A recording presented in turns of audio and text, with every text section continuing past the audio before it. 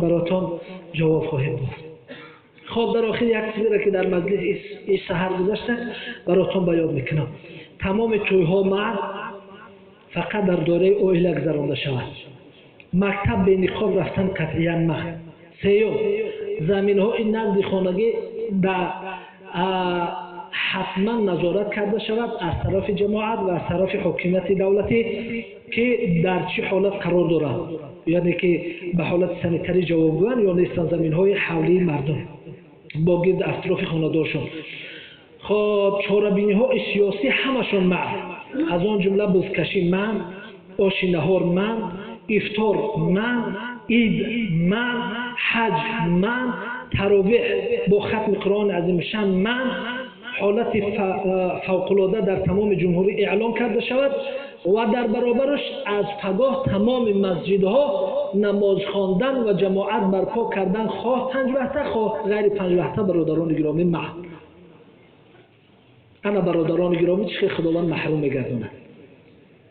به قدر اینه رسیدی نماز بریا خوندی در مسجد ساعت 2 آمدی انا که برای در خانت خوره نه جمعه خوندی نه جماعات فقط مردم برد کردی برای در خانت خوره. پروردگار رو به درگاه بی‌نیاز دارم. خداوند در این ماه رمضان در ماه گذشته کسانی بودند که در تراویح نبودند، گفتن ماه سال آینده میخوانیمش. یک قسمت شمور بره، قسمت دیگرش زنده رهی که این سال تراویح دیگر در خوابش میبینه در مسجد.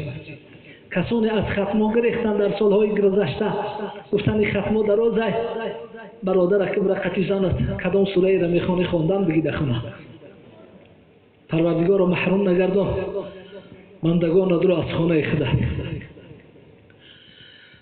خداوند دو تمام بیماری ها و مشکلات رو از بین مردم برداشته بگردان. مسلمان ها رو از دیدار هم دیگر پروردگار رو ناامید نگردان. مسافرها رو ساق سلامت با تن صحت که امروز دیگر پدر و مادر اونها در فکر مال اونها هست نه در فکر پول اونها هست، فقط سلامتی فرزندها میخواهد. پروردگار رو ساق سلامت برگردان. خداوند از این عذاب مسلمان ها را در امان نگه بدار.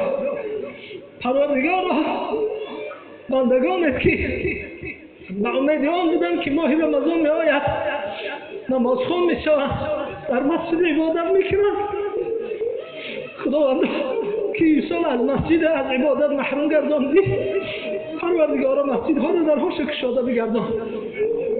و خداوند این وطن ما را از تمام این بیماری ها و از این امراض هایی که رسول الله صلی الله علیه و سلم در دعاشون گفته بودن اللهم انی اعوذ بک، پروردگار به تو پناه میبرم از درد و رنج هایی که توابت نمییابند. خداوند نگهبان باش.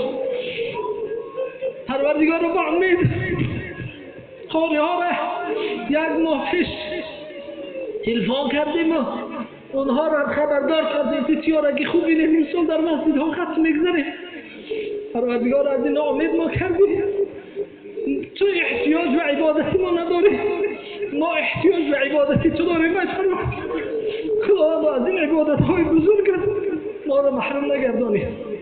الها خود میدانی که تا جمعه دیگر تا رمضان چی میشه. پروردگار به فضل و کرامت یا الله از پیر و جوانها از زن و مردهای ما را خداوند کریم الرحیم در راه صراط المستقیم هدایت فرما و این بیماری ها و این عذاب ها را خداوند سبب هدایت ما قرار بده و سبب استغفار ما قرار بده.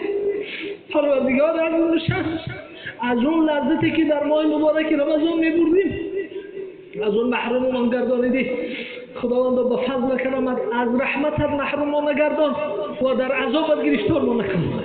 اللهم صل علی محمد في الأولين والآخرين وفي الملائكة الأعلى إلى يوم الدين برحمتك يا أرحم الراحمين. پروردگار از این التجا دارم که جنازه برادرها را یا جنازه ما را به سبب این بیماری ها توبت نشانده خداوند در بین مردم قرار نده. اللهم تقبل منا انك انت السميع العليم برحمتك يا ارحم الراحمين. همگی برادران گرامی وظیفه دار هستم که دعا کنم و هر چیزی که در خیر و احسان های میکنن انشاءالله در خیرها بستن نشده است. و برادران گرامی اینقدر گفتنی هستیم که شاید جمعه دیگر هم دیگر نمیبینیم که ماه مبارک رمضان برای همه شما این ماه مبارک رمضان تبریک و تحیات میگویم و پروردگار عظیم و شانه بازم دعا میکنم که خداوند کریم و رحیم با رحمت خویش با برکت این سایه افکندن این ماه مبارک رمضان تمام مردم جمهوری ما از این بیماری و از این مشکلات خداوند در حفظ و امانتش نگه بداره برحمتک یا ارحم الراحمین. السلام علیکم و رحمت الله و برکاته. از اون برادران گرامی که امروز جنازه داریم از اون بگید.